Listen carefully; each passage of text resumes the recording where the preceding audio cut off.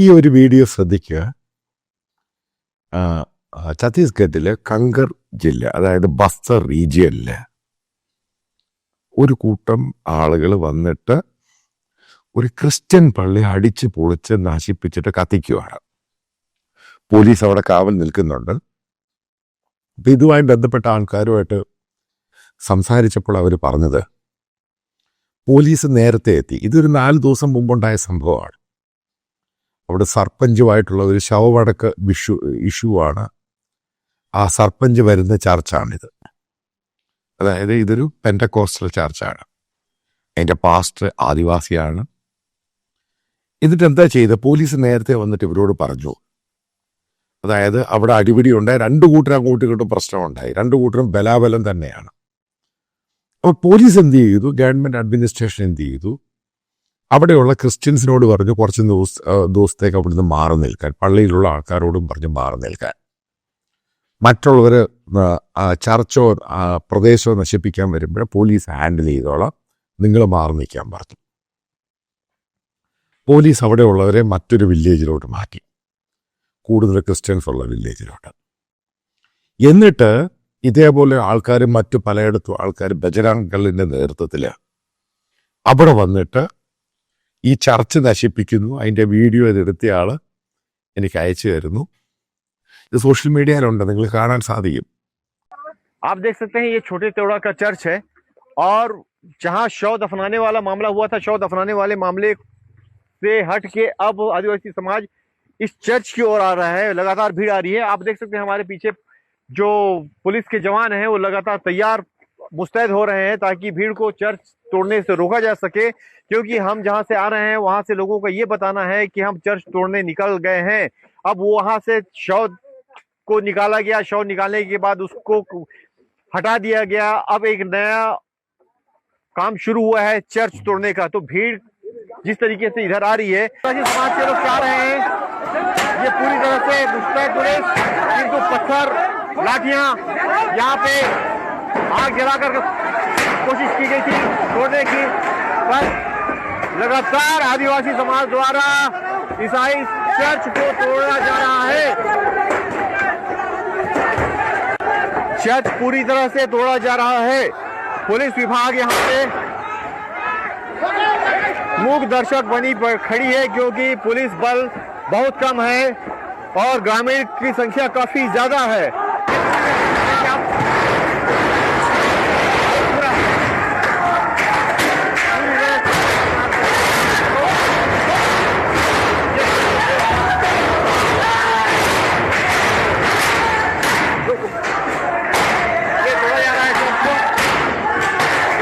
अंदर में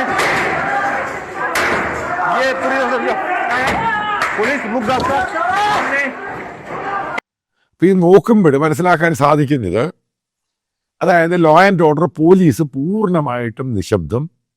ഈ ചർച്ച അടിച്ച് പൊളിച്ചു കഴിഞ്ഞപ്പോഴേ സോഷ്യൽ മീഡിയയിൽ പ്രശ്നമായി കഴിഞ്ഞു, പത്രങ്ങളിൽ വന്നു കഴിഞ്ഞപ്പം എന്ത് ചെയ്തു, അവിടെ കർഫ്യൂ ഒന്ന് ഡിക്ലെയർ ചെയ്തു.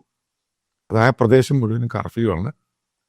ഇതിൻ്റെ പുറകിൽ കളിച്ച എല്ലാവർക്കും അറിയാനാണെന്ന് അവിടെയുള്ള സംഘപരിവാറിൻ്റെ ലീഡേഴ്സ് കരുതി കൂട്ടി നശിപ്പിക്കാൻ ശ്രമിച്ചു. ഇനി നിങ്ങൾ അടുത്ത ഒരു വീഡിയോ കാണണം.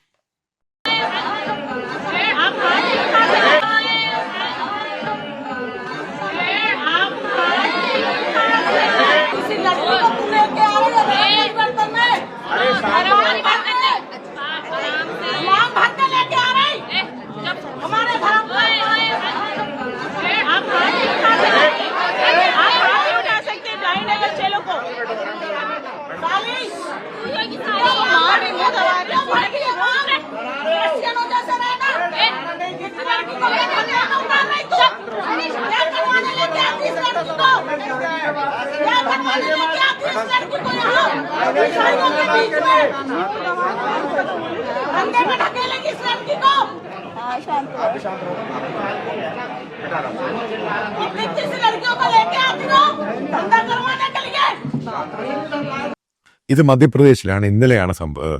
ഇന്നലെയാണ് സംഭവിച്ചത്. അവിടെയുള്ള ഒരു ചർച്ചുമായി ബന്ധപ്പെട്ട് കണ്ണ് കാണാത്ത കുട്ടികളെ പഠിപ്പിക്കുന്ന ഒരു സ്കൂൾ. അതിൻ്റെ അകത്ത് ജോലി ചെയ്യുന്ന ആ സ്ത്രീയെ നിങ്ങൾക്ക് കാണാം, അവർക്കും കണ്ണ് കാണത്തില്ല, അവരും അവിടെ ജോലി ചെയ്യുന്നത്. അപ്പൊ ക്രിസ്തുമസിന്റെ ഭാഗമായിട്ട് ഈ കുട്ടികളെല്ലാം പല വീടുകളിൽ നിന്ന് വരുന്നു, അവിടെ താമസിക്കുന്നവരുണ്ട്, എല്ലാം പാവം പിടിച്ചവരാണ്. അവിടെ താമസിക്കുന്ന കുട്ടികളാണ് ഏറ്റവും കൂടുതൽ. നിങ്ങൾക്കറിയാം, നമ്മുടെ ആൾക്കാർക്ക് ഇപ്പൊ ഹാൻഡിക്യാപ്ഡ് ആണെങ്കിലും നടക്കാൻ വയ്യായെങ്കിലും ഈ കുട്ടികളെ പഠിപ്പിക്കാൻ ഒരു ഇൻസ്റ്റിറ്റ്യൂഷനിലെ കണ്ണ് കാണാത്ത കുട്ടികളെ കിട്ടുന്ന ഇൻസ്റ്റിറ്റ്യൂഷൻ ഇന്ത്യയിൽ വളരെ കുറവാണ്. പ്രത്യേകിച്ച് ഹിന്ദു കമ്മ്യൂണിറ്റി ഈ പറയുന്ന സാധനങ്ങളൊന്നും കാര്യമായിട്ട് ചെയ്യുന്നുമില്ല. ഉറപ്പായിട്ടും ഇത് ഏറ്റവും കൂടുതൽ ചെയ്യുന്ന ക്രിസ്ത്യൻ മിഷണറീസ്. അവർ ഈ കണ്ണ് കാണാത്ത കുട്ടികളെ പഠിപ്പിക്കുകയും അവരെ നോക്കുകയും അവർക്കൊരു ഫ്യൂച്ചറിനായിട്ട് വീടിനൊരു വാഗ്ദാനം തരാൻ വേണ്ടി അവരെ എടുത്ത് അവരുടെ ചാരിറ്റിയുടെ ഭാഗമായിട്ട് ചെയ്യുന്നതാണ്. As usual process. പ്രെയറുണ്ട്, സ്കൂളിൽ തുടങ്ങുന്ന പോലെ ക്രിസ്ത്യൻ സ്കൂളുകളിൽ പ്രെയറുണ്ട്, ഹിന്ദു സ്കൂളുകളിൽ പ്രെയറുണ്ട്.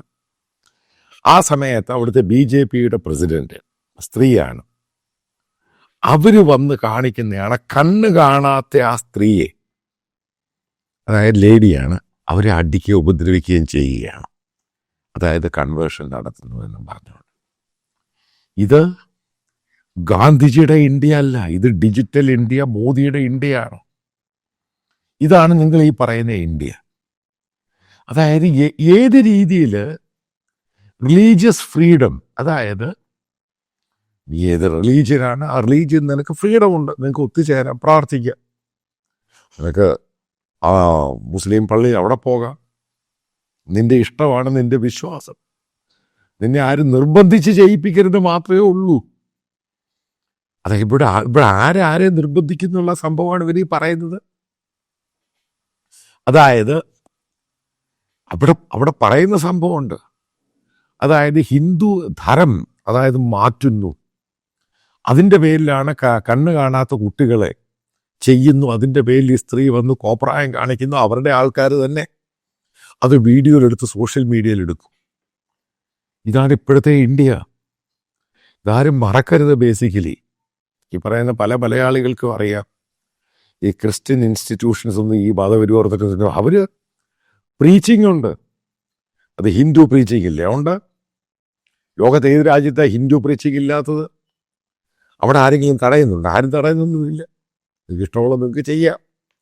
എത്രയോ ഹിന്ദു ആശ്രമങ്ങളുണ്ട്. ഇതൊക്കെ നടക്കുന്ന പാകിസ്ഥാനിലല്ല, ബംഗ്ലാദേശിലല്ല, നൈജീരിയയിലല്ല, ഇന്ത്യയിലെ ഗാന്ധിജിയുടെ ഇന്ത്യയിലാണ് ഈ ക്രൂരത നടക്കുന്നത്. ഞാൻ ഒരു കാര്യം പറയാം, ഇതുമായി ബന്ധപ്പെട്ട് ചില RSS നേതാക്കളെയും ചില BJP നേതാക്കളെയും ഒക്കെ സംസാരിച്ചു.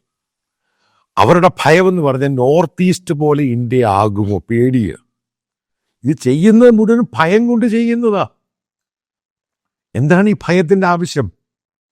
ഈ മനുസ്മൃതി സനാതന ധർമ്മമെന്ന് സാധനം പൊക്കി പിടിക്കുമ്പോൾ ഇന്ത്യയിലെ ബാക്ക്വേർഡാണ് ഏറ്റവും കൂടുതൽ ഭൂരിപക്ഷം. അവരെ സമൂഹത്തിൽ നിങ്ങൾ മാറ്റി നിർത്തുമ്പോൾ ഇതുണ്ടാകാറുണ്ട്. അപ്പം നോർത്ത് ഈസ്റ്റിൽ എങ്ങനെയാണ് ഇത്രമാത്രം ക്രിസ്ത്യാനിറ്റി കയറി വന്നത്? അവിടെ ഏറ്റവും കൂടുതൽ ബുദ്ധിസ്റ്റുകൾ, ഹിന്ദുക്കളുമായിരുന്നു. അതിനെപ്പറ്റി ഒരു സ്റ്റഡി നടത്തി എന്തുകൊണ്ട് സംഭവിച്ചു, എന്താണ് കാരണം, എന്തുകൊണ്ടാണ് പഞ്ചാബും തമിഴ്നാടും അതേപോലെ തന്നെ ഇന്ത്യയിലെ ചില പല സ്റ്റേറ്റുകളിലും ക്രിസ്ത്യൻ അത് പെനട്രേഷൻ ഉണ്ടായതിൻ്റെ കാരണം പഠിക്കുക. ആദ്യം പോയി എന്തുകൊണ്ട് സംഭവിച്ചു? നിങ്ങളുടെ കയ്യിൽ ഇപ്പോഴാണ് സംഭവിച്ചത്.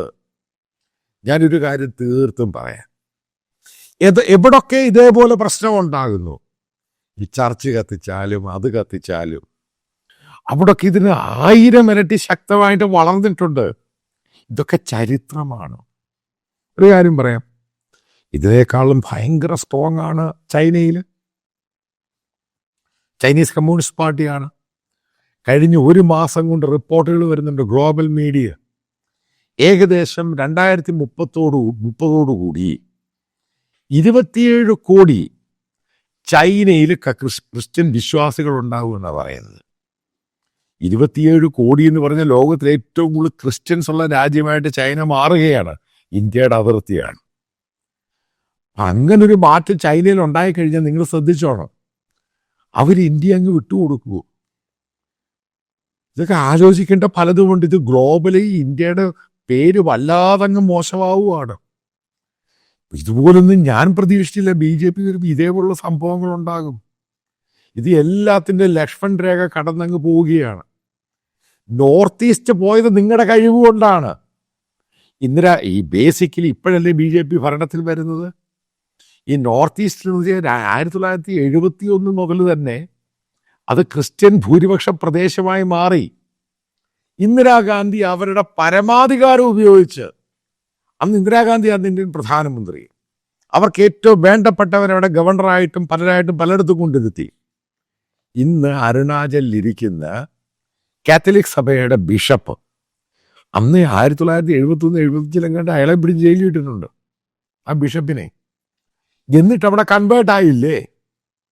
അങ്ങനെ ഈ പറയുന്ന എന്തുകൊണ്ട് പോയി, ഇതിനെപ്പറ്റിയാണ് സ്റ്റഡി ചെയ്യേണ്ടത്. അതിനകത്ത് നിങ്ങൾ മറ്റുള്ളവരെയും ക്രിസ്ത്യൻ ധർമ്മനെയൊന്നും കുറ്റം പറഞ്ഞിട്ട് കാര്യമൊന്നുമില്ല. ഒരു സമയത്ത് പട്ടിണിയും പരിവട്ടമായിരുന്നു. നിങ്ങൾക്ക് ഇവർക്ക് ഭക്ഷണം കൊടുക്കാൻ കഴിഞ്ഞോ? നിങ്ങൾ ഇവരെ സഹായിക്കാൻ മെഡിക്കൽ ഫെസിലിറ്റി കൊടുക്കാൻ കഴിഞ്ഞോ? നിങ്ങൾ ഇവരെ സഹായിക്കാൻ നിങ്ങളുടെ സമൂഹത്തിലോട്ട് ഇവരെ എടുക്കാൻ നിങ്ങൾ നിന്നോ? നിങ്ങൾ അപ്പർ കാസ്റ്റാണ്, മനുസ്മൃതിയാണ്, ബാക്കിയുള്ളവരെല്ലാം മോശപ്പെട്ടവരാന്ന് ധരിച്ചു. ജനങ്ങൾ അവരുടെ ഇഷ്ടമുള്ളിടത്തോട്ട് പോയി. അതിന് നിങ്ങൾക്ക് ഈ പറയുന്ന ഒരു പള്ളി കത്തിച്ചോണ്ടോ അല്ലെങ്കിൽ 1000 പള്ളി കത്തിച്ചോണ്ടും ഇതേപോലെയുള്ള ചില സ്കൂളുകളിൽ കയറി അറ്റാക്ക് ചെയ്തുകൊണ്ടൊന്നും ഇതിൻ്റെ അകത്ത് ഒരു റിസൾട്ടും കിട്ടാൻ പോകുന്നില്ല. ഇവിടൊക്കെ വീണ്ടും അതിശക്തമായിട്ട് ഇവിടെ കയറി വരും. അത് ഇന്ത്യയുടെ ചരിത്രം അങ്ങനെയാണ്. ഇന്ത്യയിൽ ബ്രിട്ടീഷുകാർ പണ്ട് ശരിക്കും കൺവേർട്ട് ചെയ്യുമായിരുന്നെങ്കിൽ ഇന്ത്യ തന്നെ ഭൂരിപക്ഷം ക്രിസ്ത്യൻ രാജ്യമായി മാറിയേനെ. അവർക്ക് അതിനോട് താല്പര്യമൊന്നുമില്ലായിരുന്നു. അവരവരുടെ കച്ചവടം വന്ന് ഇവിടുന്ന് അടിച്ചു മാറ്റാൻ വേണ്ടി വന്ന്. പിന്നീടാണ് ഈ സംഭവം ശരിക്കും ഇന്ത്യയിൽ ഉണ്ടാകുന്നത്. അതാദ്യം അങ്ങ് മനസ്സിലാക്കുക. അതായത് ഇന്ത്യയിൽ ശരിക്കും ഗോസ്പൽ പ്രീച്ചിങ് ഒക്കെ ഉണ്ടാകുന്ന കഴിഞ്ഞ 60-70 വർഷം കൊണ്ട്, അല്ലെങ്കിൽ 40-50 വർഷം അല്ലെങ്കിൽ 20 വർഷം കൊണ്ടാണ് ഇത് ഉണ്ടാകുന്നത്. അതുണ്ടാകുന്നതിൻ്റെ കാരണം ഇന്ത്യയിലെ ഈ പറയുന്ന ബാക്ക്വേർഡ് ക്ലാസ്സിനും OBCക്കും അവൻ്റെ പട്ടിണി മാറി, പ്രശ്നങ്ങൾ മാറി, ലിബറലൈസേഷൻ കൊണ്ട് പിന്നെ അവൻ്റെ ലൈഫ് സ്റ്റൈൽ മാറ്റാൻ വേണ്ടി അവൻ്റെ ഫാമിലി, അവൻ്റെ കമ്മ്യൂണിറ്റിയിൽ ഒരു സ്റ്റാറ്റസ് വേണം. അതാണ് ഈ പ്രശ്നം. പിന്നെ അവന് കിട്ടുന്ന എഡ്യൂക്കേഷൻ, ഇതൊക്കെയാണ് ഇതിൻ്റെ പ്രധാനപ്പെട്ട കാരണം. അവരെ എഡ്യൂക്കേറ്റ് ചെയ്യരുത്, അവനെ ഇംഗ്ലീഷ് പഠിപ്പിക്കരുത്, ഇംഗ്ലീഷ് വിദ്യാഭ്യാസം മോശമാണ് എന്ന് ദളിറ്റ്സിനോടും ബാക്ക്വേർഡ് ക്ലാസ്സിനോടും ആദിവാസിനോടും പറഞ്ഞ് ഇനി അവർ കേൾക്കുമോ? ഇതൊക്കെയാണ് ചോദ്യങ്ങൾ. ഇതിൻ്റെ അവസാനം ഞാൻ ഒരു വീഡിയോ കൂടെ കാണിക്കാം. ആ വീഡിയോ എന്ന് പറയുന്നത് ഗാസിയാബാദിൽ ഒരു മലയാളി, അതായത് ഡൽഹിയുടെ ബോർഡറാണ് ഈ സംഭവം, കാരണം തൊട്ടടുത്ത് കിടക്കുന്ന സംഭവം, മലയാളിയായ ഒരു രാജു സദാശിവൻ, അദ്ദേഹത്തിൻ്റെ ഭാര്യയെ അവർ നടത്തുന്നൊരു ചർച്ചിൽ ഒരു തലയൊക്കെ മുട്ടയടിച്ച് അയാൾ അതിൻ്റെ അകത്ത് കയറുക, ചർച്ചിനകത്ത് കയറി കാണിക്കുന്ന കോപ്പർ, അവന് തലയ്ക്ക് ഭ്രാന്താണെന്നാണ് തോന്നുന്നത്. പക്ഷെ ഇതൊക്കെ പറയുകയും വളരെ മോശമായിട്ട് പ്രവർത്തിക്കുകയും ചെയ്യുമ്പോൾ ഇതൊക്കെ ഗ്ലോബലി പോവുകയാണ്. ഇന്ത്യ ഇത്രമാത്രം ടാർണിഷ് ചെയ്ത് കഴിയുമ്പോൾ ലോകരാജ്യങ്ങൾ നമ്മുടെ പ്രധാനമന്ത്രിയെ മൈൻഡ് ചെയ്യാതെ വരും. ഇന്ത്യക്കാരനെ മറ്റേ പാകിസ്ഥാനിൽ നിന്നും അറബ് രാജ്യങ്ങളിൽ നിന്നും ലോകത്തെവിടെ പോയാലും ക്വസ്റ്റ്യൻ ചെയ്യുന്ന സംഭവമുണ്ട്. അതേപോലെ മോശമായ രീതിയിലുള്ള ഇമേജ് സൃഷ്ടിക്കാനേ ഇത് കഴിയുള്ളൂ. ഈ വീഡിയോ നിങ്ങൾ കാണാം. मैं ये पूछना चाहता हूँ मिस्टर फादर से, चर्च का फादर से मैं पूछना चाहता हूँ कि जीसस क्राइस्ट का ग्रंथ का नाम बताओ. इसमें कोई ग्रंथ करके नहीं है भैया. हाँ क्या है? द गॉस्पेल ऑफ जॉन्स, वो सब क्या चीज है? बाइबल क्या चीज है? धार्मिक ग्रंथ है. ये कहाँ से मैन्युफैक्चर हुआ है? जस्ट टेल मी कहाँ से मैन्युफैक्चर हुआ है? Of course, it was not printed in India. Bharatvarsh में ये पैदा हुआ ही नहीं था. विदेशी क्रिश्चियन लोगों का, विदेशी भाषाओं का बाइबल हमारे इंडिया में चलेगा नहीं. हमारा क्या है? चारों वेद है, मनुस्मृति है, उपनिषद है. हम कोई भी क्रिश्चियनों का बाइबल को फॉलो नहीं करेंगे. Am I clear? बोलो. ओम भूर्भुवस्सुः तत्सवितुर्वरेण्यं भर्गो देवस्य धीमहि धियो यो न प्रचोदयात्. ओके, जय Shri Ram. Jesus Christ is not hours. हमारा कौन है? राम भगवान।